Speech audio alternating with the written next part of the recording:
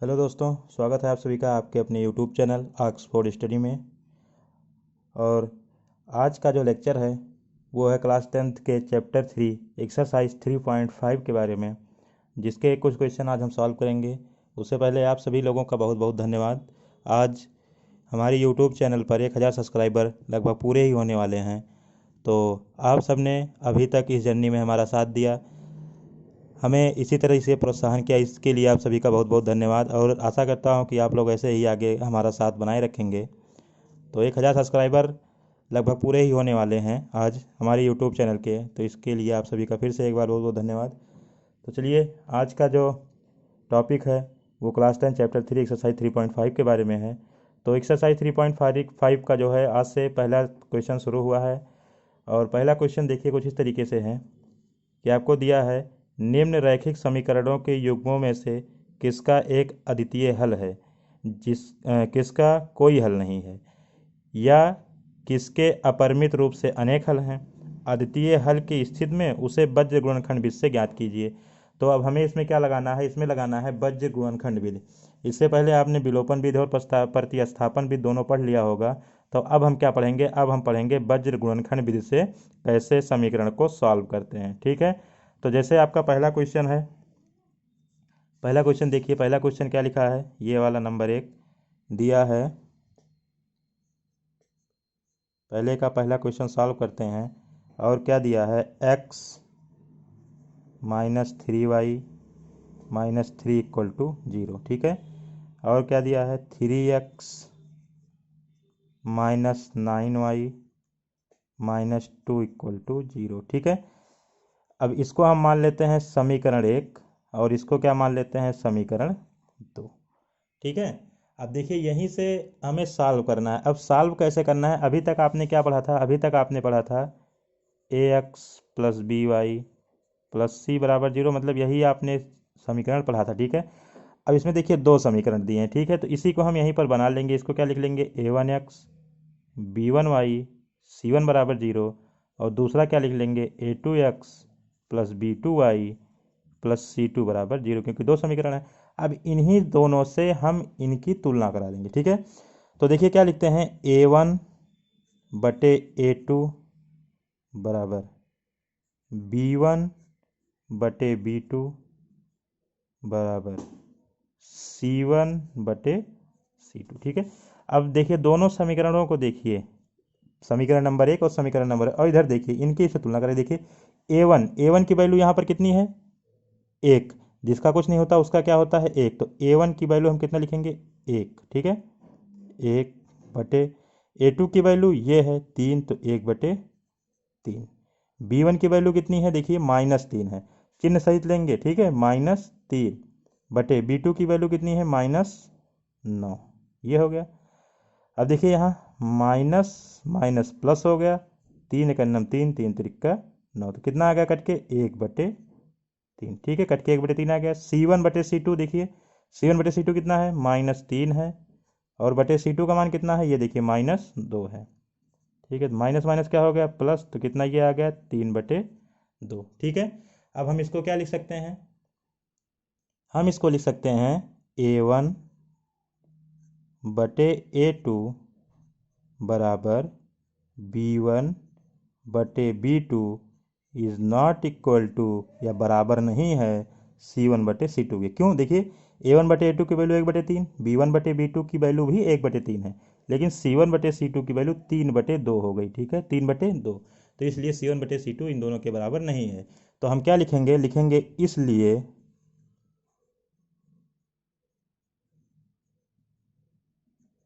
इसलिए समीकरण समीकरण इसलिए युग्म का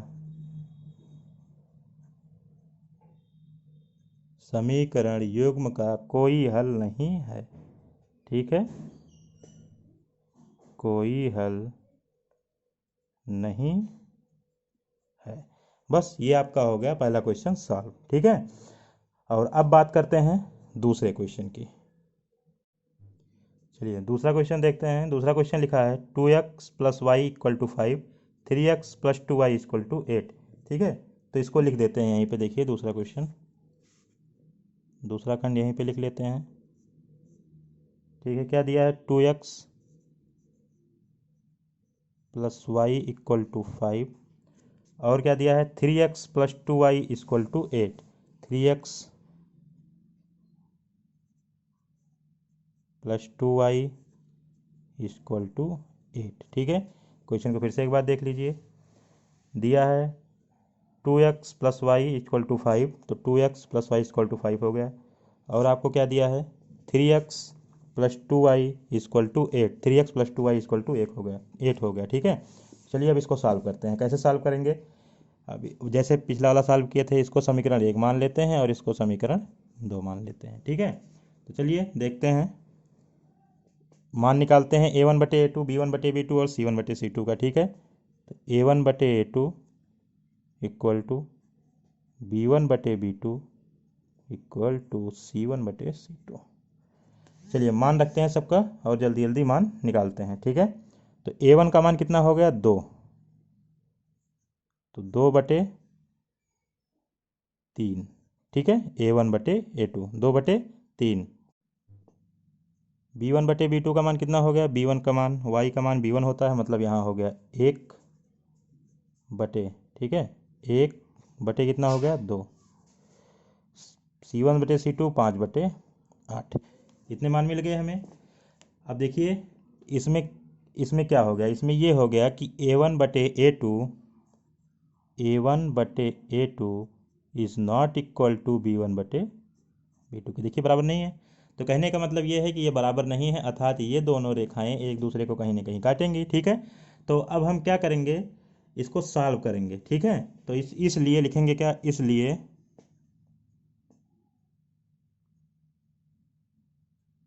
इसलिए समीकरण युग्म का अद्वितीय हल नहीं है, का अद्वितीय हल नहीं है। ठीक है, अद्वितीय हल नहीं है तो हम किससे सॉल्व करेंगे, हम लिखेंगे वज्र गुणनखंड विधि द्वारा। कैसे, वज्र गुणनखंड विधि द्वारा। ठीक है, वज्र गुणनखंड विधि का देखो एक फार्मूला आपको बता देते हैं, उसी फार्मूले से हम सवाल सॉल्व कर लेंगे। x/b1c2 minus b2c1 equal to y/c1a2 minus c2a1 equal to 1/a1b2 minus a2b1। ठीक है, अब इसी में मान रख के a1 b1 c1 जितना भी मान दिया है सब का मान इसी में रख के और हम क्या करेंगे, क्वेश्चन को सॉल्व करेंगे। ठीक है, तो चलिए देखते हैं x/, ठीक है, b1 का मान कितना है, देखिए यहाँ से b1 का मान 1, तो यहाँ कितना हो गया, b1 का मान 1 है तो हो गया 1,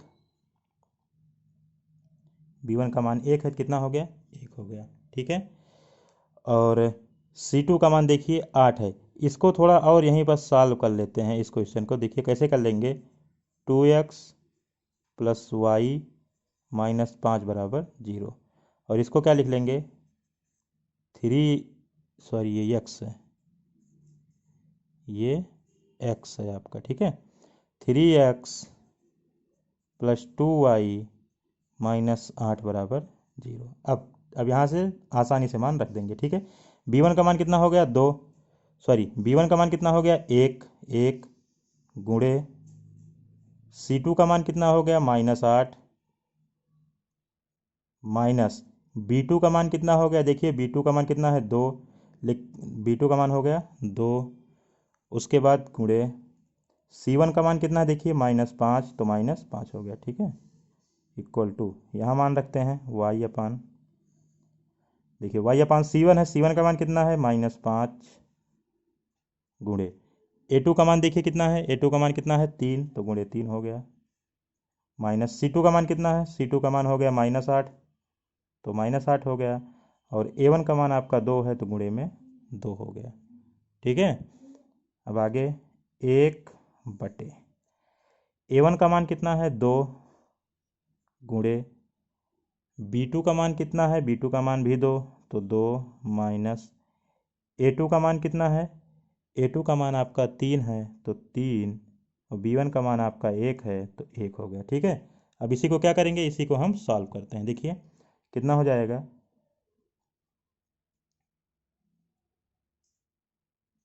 x/, ठीक है, 8 का 1 में गुणा -8, अब ये माइनस माइनस प्लस हो गया, और 5 दूना 10 इक्वल टू y/, -15, 5 आई 15 तो -15, माइनस माइनस प्लस हो जाएगा तो प्लस का कितना हो जाएगा, 8 दूना 16 इक्वल टू 1/, 2 दूना हो गया 4, और -3 एक नम हो गया 3, तो 1/4 -3। ठीक है, तो अब आगे जब सॉल्व करेंगे तो हमें क्या मिलेगा, हमें मिलेगा, देखिए इधर सॉल्व कर लेते हैं, इधर देखिए। ठीक है, चलो इधर इधर x/, इसी को सॉल्व करते हैं, इसी को। ठीक है, तो 10 और 8 कितना हो जाएगा, 10, 8 में से 10 जाएगा, और 10 आपकी बड़ी संख्या है तो प्लस का चिन्ह हो जाएगा, तो x/2 बराबर y/, कितना हो जाएगा आपका, -15 और +16, 16 आपका बड़ा है घट जाएगा तो 1 बराबर 1/1। ठीक है, 1/1।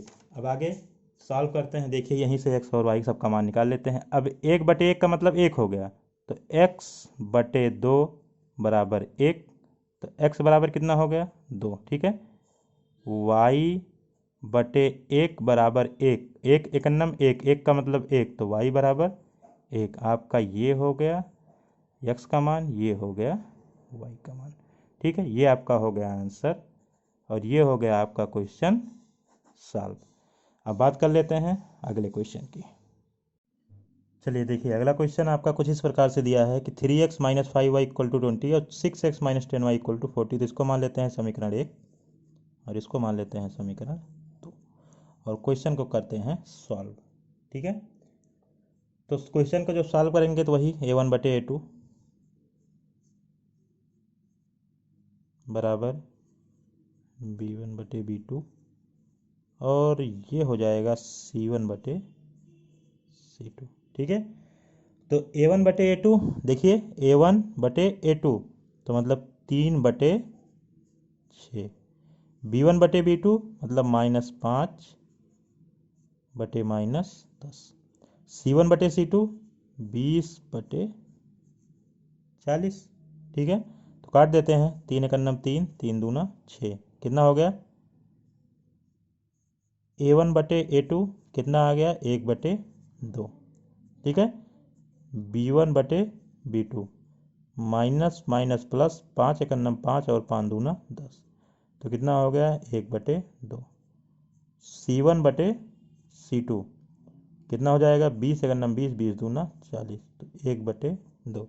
अब हम यहाँ क्या लिखेंगे, लिखेंगे A1/A2 बराबर B1/B2 बराबर C1/C2, तीनों बराबर हैं, तो क्या लिखेंगे, इसलिए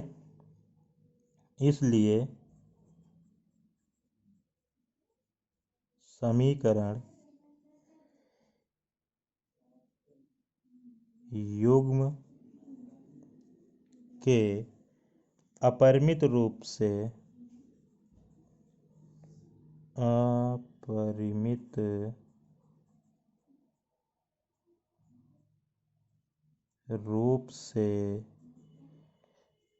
अनेक हल हैं। ठीक है, अपरिमित रूप से अनेक हल हैं। ये आपका हो गया क्वेश्चन सॉल्व। अब बात करते हैं इसके अगले खंड की। चलिए अगला क्वेश्चन देखते हैं। दिया है 3x - 3y - 7 = 0, और 3x - 3y - 15 = 0। फिर से देखिए, x - 3y दिया है, x - 3y - 7 = 0, समीकरण 1। 3x-3y-15 इक्वल टू 0 समीकरण 2। ठीक है, तो अब हम फिर वही a1/a2 b1/b2 सबका मान निकाल लेंगे। ठीक है, a1/a2 इक्वल टू, देखिए a1/a2 का मान कितना हो जाएगा, 1/3। ठीक, 1/3। अब निकालेंगे किसका, b1/b2। तो b1/b2 कितना हो जाएगा, -3/-3, माइनस माइनस प्लस हो जाएगा, 3 से 3 कट जाएगा तो 1/1। ठीक है, 1/1। अब किसका निकालेंगे, C1/C2। C1/C2 कितना हो जाएगा, -7/-15, माइनस माइनस प्लस हो गया तो कितना आ गया, 7/15। ठीक है, तो 7 कितना हो गया, 15। अब हम यहाँ क्या लिखेंगे कि a1/a2 is not equal to b1/b2, मतलब a1/a2 बराबर नहीं है b1/b2 के। तो क्या लिखेंगे,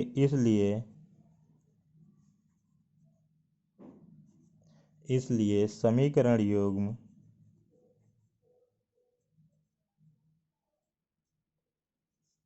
का एक अद्वितीय हल है, का एक अद्वितीय हल है। तो अब इसी को हम क्या करेंगे, सॉल्व करेंगे। आपको हमने फार्मूला बताया था, अगर आप नहीं याद है फिर से देख लीजिए। x अपान क्या है, b1c2 minus b2c1 equal to y/c1a2 minus c2a1 equal to 1/a1b2 minus a2b1। ठीक है, अब इसी में हम सब वैल्यू पुट कर देंगे, सारी वैल्यू इसी में रख देंगे। तो x अपान, चलिए b1 की वैल्यू कितनी है, -3, तो -3 हो गया, चिन्ह सहित रखेंगे, गुणे c2 की वैल्यू कितनी है, c2 की वैल्यू आपकी -15, तो -15 हो गया, माइनस लगा दिए, आगे देखते हैं। b2 की वैल्यू कितनी है, -3, तो -3 हो गया, गुणे c1 की वैल्यू कितनी है, -7, तो -7 हो गया। ठीक है, बराबर यहाँ y की वैल्यू देखते हैं। चलिए y की वैल्यू c1 -7, a2 आपका हो गया 3, माइनस लगा है, माइनस लगाएंगे। c2 की वैल्यू देखिए -15, तो -15 हो गया, गुणे a1 की वैल्यू 1, जिसका कुछ नहीं उसका 1, तो गुणे 1 हो गया, बराबर 1/, अब ये वाली वैल्यू लिखेंगे a1 मतलब आपका हो गया 1, गुणे b2 मतलब हो गया -3, माइनस a2 मतलब हो गया 3, a2 मतलब हो गया 3, और गुणे b1 मतलब हो गया -3।